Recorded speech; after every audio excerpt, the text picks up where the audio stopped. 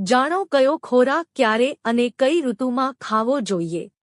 1. શિયાળામાં ઠંડીને કારણે શરદી જુકામ વધી જાય છે, આ માટે શિયાળામાં સૂંઠ નાખીને ઉકાળેલું પાણી પીવું ફાયદાકારક રહે છે। શિયાળામાં લસણ, કુમળા મૂળા, આદુ, લીલી હળદર, આંબા હળદર, ફુદીનો વગેરેનો પુષ્કળ પ્રમાણમાં ઉપયોગ કરવો। 2.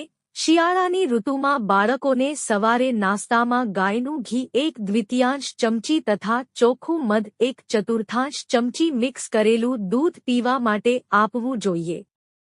શિયાળાની ઋતુમાં કાન, પગ તથા માથું ઢાંકેલું જ રાખવું, કારણ કે ઠંડી હવા તેના દ્વારા જ શરીરમાં જાય છે। હંમેશા ઋતુ મુજબના ફળો ખાવા, ઋતુ વિરુદ્ધ ફળો ન ખાવા। જેમ કે શિયાળામાં દ્રાક્ષ, તરબૂચ વગેરે રસદાર ફળ જ લેવા જોઈએ। 3. શિયાળાની શરૂઆતમાં પપૈયા તથા સફરજન વગેરે વધારે પ્રમાણમાં લેવા જોઈએ।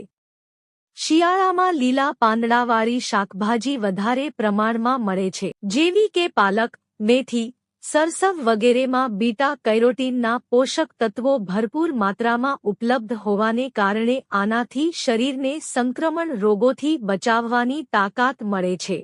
4. શાકભાજીમાં ફાઇબર પણ વધારે માત્રામાં હોય છે। આનાથી ડાયાબિટીસ, હૃદય રોગ અને કેન્સર વગેરેથી બચવા માટે મદદ મળે છે। સાથે સાથે તેમાં કેલેરી ઓછી માત્રામાં હોવાથી જાડાપણથી પણ શિયાળામાં બચી શકાય છે, માટે શિયાળામાં પાંદડાવાળ શાકભાજી ખાવા જોઈએ। 5. ઉનાળાની શરૂઆતમાં લોકો ઠંડી વસ્તુ તરફ આકર્ષક થાય છે।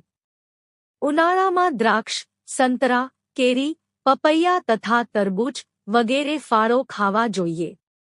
બધા જ ખાટા ફળો ખાતી વખતે તેમાં તીખા તથા સંચળ અથવા સિંધાલુણનો પાવડર નાખવો જોઈએ। ફળો સાથે દૂધ કદી પણ ન લેવું। દહીંનો ઉપયોગ માત્ર ઉનાળામાં જ કરવો જોઈએ। દહીં એકલું કદી ન ખાવું, તેમાં મધ, સિંધાલુણ, ઘી, સાકર કે જીરું આ બધામાંથી કોઈ પણ મિક્સ કરીને ખાવું। 6. દહીં ઉનાળામાં ઘણું લાભકારી સાબિત થાય છે, પરંતુ રાત્રે દહીં કદી ન ખાવું। આઈસ્ક્રીમ માત્ર ઉનાળાની ઋતુમાં તે પણ દિવસમાં જ ખાવો। ઉનાળામાં પણ રાત્રિના ઠંડી વસ્તુઓના સેવનનો ત્યાગ કરવો જોઈએ। ઉનાળામાં ધાણા તેમજ વરિયાળી નાખીને ઉકાળી ઠંડુ કરેલું પાણી પીવું ફાયદાકારક સાબિત થાય છે। 7. ઉનાળામાં ગરમીથી બચવા ઠંડી વસ્તુઓનો બાહ્ય ઉપચાર કરવો, જેમ કે ઠંડા પાણીથી સ્નાન અને ચંદનનો લેપ વગેરે, પરંતુ ખોરાકમાં ઠંડી વસ્તુઓનો ઉપયોગ શરીરને સાનુકૂળ રહે ત્યાં સુધી જ કરવો જોઈએ। ઉનાળામાં તાજા ફળોના જ્યુસ અને પાણી વધારે પ્રમાણમાં ઉપયોગમાં લેવા જોઈએ, કારણ કે ઉનાળામાં શરીરમાં પાણીની કમી થઈ જાય છે, માટે શરીરને હાઇડ્રેટ રાખવા માટે જ્યુસ અને પાણી વધારે પીવું જોઈએ। 8. ચોમાસા દરમિયાન મેલેરિયાથી બચવા માટે ચોમાસાની શરૂઆતમાં 3 અઠવાડિયા રોજ મહાસુદર્શન ચૂર્ણ 1/2 કપ ઉકળતા પાણીમાં 1/2 ચમચી રાત્રે પલાળી સવારે તેને સહેજ ગરમ કરીને ગાળી લેવું, પછી થોડું ઠંડુ પડે પછી તેને નરણા કોઠે પીવું જોઈએ। ચોમાસામાં પરવળને શાકનો રાજા ગણાય છે, તેને ખાવાથી ઘી ખાવા જેટલી શક્તિ મળે છે, તેથી ચોમાસા દરમિયાન પરવળનું શાક ખાવું હિતાવહ છે। 9.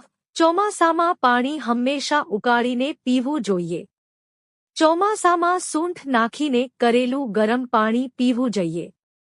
ચોમાસાની સિઝનમાં જઠરાગ્નિ મંદ હોય છે, જેને કારણે ભૂખ ઓછી લાગે છે, માટે સવારમાં ફુદીનો, તુલસી, લીલી ચા, આદુ અને લીંબુ વગેરેનો ઉપયોગ કરીને પાચનશક્તિ સારી રાખી શકાય છે। તેનો ઉકાળો બનાવીને રોજ પીવાથી રોગપ્રતિકારક શક્તિ વધે છે।